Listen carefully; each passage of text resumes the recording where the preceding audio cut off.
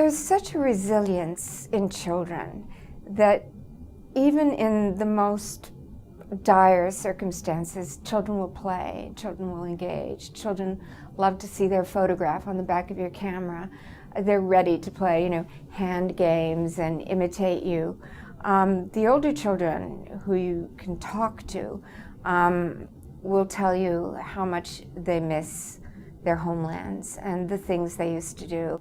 These are traumatized children, mainly the refugee community and the displaced people. They've seen things that no child should have to see, and yet children have that wonderful thing of being able to live in the moment. So you never leave the company of children feeling hopeless. They miss the dignity of having control over your life and not having to stand in line for a scrap of bread or a ration of food, and the anxiety of, not being secure about anything and not having anything.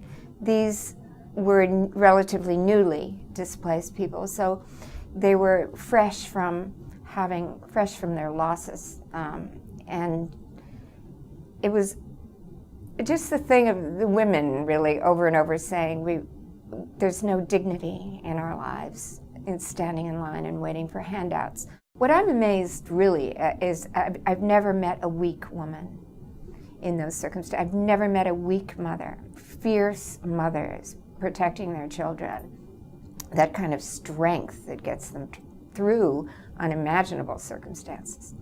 I wear this around my neck from my first trip to Darfur in 2004, and I met a woman named Halima, and she had a row of 5 of these around her necks, and she insisted that I have this. I met her under a bush. You don't want to take anything away from somebody who's fleeing, and she was literally in flight looking for a refugee camp.